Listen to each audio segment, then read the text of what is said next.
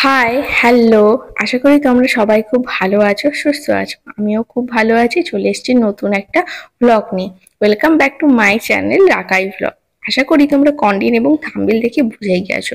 আগের ভ্লগে আমি তোমাদের সাথে শেয়ার করেছিলাম আমি সন্ধে পর্যন্ত কি কি করি। আর আজ আমি শেয়ার করছি যে সকাল থেকে আমার এই নতুন জায়গায় আমার কেমন ভাবে কাটে। এটা নিয়ে অনেকেরই অনেক কোয়ারিজ ছিল। বিছানা পরিষ্কার আর জানলা খোলাটাই হয় সর্বপ্রথম কাজ। তারপর আমরা ব্রেকফাস্ট করতে বসে যাই। ওই ৯টা, ৯:৩০ মধ্যেই আর কি ব্রেকফাস্ট করতে আমরা বসে যাই। আর তারপর আজকে ছিল গোলা রুটি সাথে চা। আর আমি আর তো এর আগে ব্রেকফাস্ট খেতেই একদম পারি না। যে ৯টা না বাজলে আমার ব্রেকফাস্ট একদম খাওয়া মানে খেতে পারি না যাকে বলে। যাই হোক, আর তারপরে আমি আমার সাথেই চাটা বানিয়ে নিয়েছিলাম। আর বাবা তখন বাজারে গেছিলেন, মানে আমার শ্বশুর মশাইয়ের কথা বলছি। আর উনি এখন বাজার থেকে চলে এসেছেন। আর আমি এখন একটুখানি চাটা গরম করে ওনাকে দিয়ে দিই। উনি আবার ভীষণ মজার মানুষ। উনি একজন রিটায়ারমেন্ট মানুষ ছিলেন।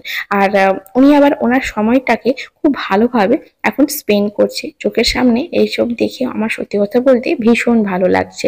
আর যেমন উনি টিভি দেখেন, গান শোনে, মাঝে মধ্যে প্রায় দিনই তো উনি বেরিয়ে যান, ওনার একটু হাঁটা হয়, মানে এই যে বাজার যাওয়াটাকেই আর কি, মানে উনি অনেকটা রাস্তায় হেঁটে হেঁটেই যান। আর আরো ৫টা মানুষের সাথে দেখা হয়, কথা বলেন, এরকম যে কোনোদিনও বাজার হয়তো না দরকার হলেও উনি যান।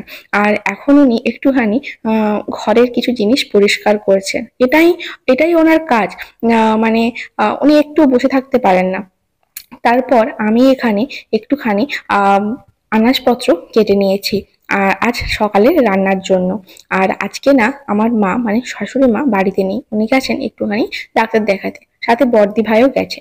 আর তারপর আমি আনাজপত্র সমস্ত কিছুটা কেটে নিয়েছি। জানো তো, আগে আবার আমার এই আনাজ কাটাটা ঠিক হতো না আমার হাতে।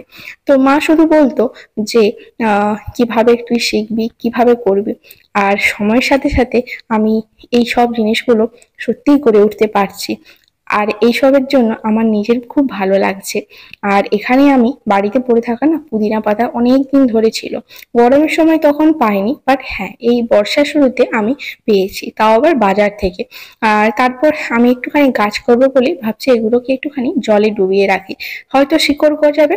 আর এটা না আমি একটা জায়গায় দেখেছিলাম শিকড় গজাবে। আর জানি না আদৌ হবে কিনা, কারণ এর আগেও এর চেষ্টা হয়েছিল। আর অবশ্য গরমকাল যাওয়ার সাথে সাথে পুদিনা পাতার গাছগুলো দেখি না মারা যায়। জানি না তোমাদের সাথে হয় কিনা। তারপর আজ একটুখানি পুদিনা পাতার শরবত বানাবো, কারণ মাদের আসতে আর বেশি দেরি নেই। আর সেই জন্য পুদিনা পাতার শরবতটা বানিয়ে রাখলে ওনাদের খেতেও এসে ভালো লাগবে।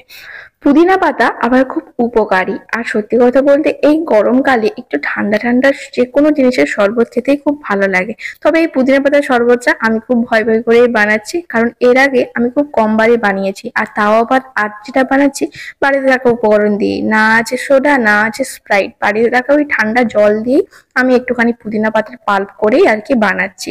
তারপর ওনারা আসলে ওনাদেরকে আমি দেবো। আর সর্বশেষে একটুখানি লেবু ছিটিয়ে নিচ্ছি। এই গরমকালে তোমরাও কিন্তু এমন শরবত বাড়িতে বানিয়ে খেতে পারো। সেই জন্য তোমাদের সাথে এই সহজ একটা রেসিপিটা আমি শেয়ার করে দিচ্ছি। আর রান্নায় দেখি আমি চাপিয়ে দিয়েছি। তবে হ্যাঁ, আজ কোনো রেসিপি তোমাদের সাথে শেয়ার করলাম না। আর মাছের ঝালটা আমি এপাশে আমার হয়েই গেল, নিয়ে এসে করবো। তো দেখা যাক, আমার এই পোনা মাছটা রান্না করা হয়ে যাক, তারপরে দেখি যদি না উনি আসেন তাহলে আমি রান্নাটা ঠিক এগিয়ে নেব। আর আমার মাছের ঝাল করা হয়ে গেছে।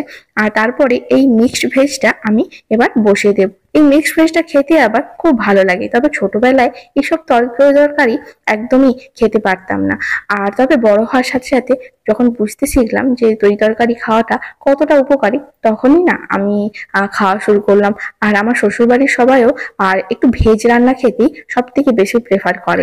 রান্নার কাজটা কিছুটা এগিয়ে দিয়ে আমি স্নান করে চলে এসেছি ঠাকুর ঘরে। ঠাকুর ঘরে এখানে আমার শাশুড়ি মা, শ্বশুর মশাই সকালবেলায় কিন্তু পুজোটা সেরে নেন। তারপর আমি স্নান করে আমার মতো করে ছোট্ট করে পুজোটা করি, ধূপ দেই।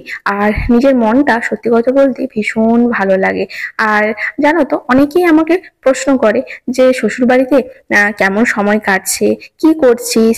আর সত্যি কথা বলতে আরো আরো অনেক কথা। আর তার সাথে আমি তাদের জন্য এই ভিডিওটা বানালাম যে আমার সময়টা খুবই ব্যস্ততম এবং খুবই ভালোভাবেই কাটছে।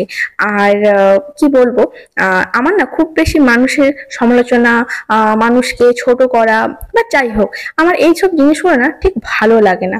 আর তার সাথে এইরকম ছোট ছোট ভাবে ছোট ছোট সাধারণ জিনিস দিয়ে যদি নিজের জীবনটাকে গুছিয়ে নিতে পারি, তাহলে তো আমার খুবই ভালো লাগে। আর এই সবই ছোট ছোট কাজকর্মগুলো করেই আমার দিনগুলো কাটছে। আজকের সকালটা আমার তো ঠিক এইভাবেই কাটলো। আর তোমাদের কেমন ভাবে কাটে, বা তোমরা আমার নেক্সট কেমন ধরনের ব্লগ দেখতে চাও অবশ্যই জানিও। জানো তো, এরও আগে মর্নিং একটা রুটিন থাকে, সেটাও যদি তোমরা দেখতে চাও অবশ্যই তোমাদের সাথে আমি শেয়ার করব। আর ব্যাস এইটুকুই। ভালো লাগলে অবশ্যই লাইক শেয়ার সাবস্ক্রাইব। টাটা।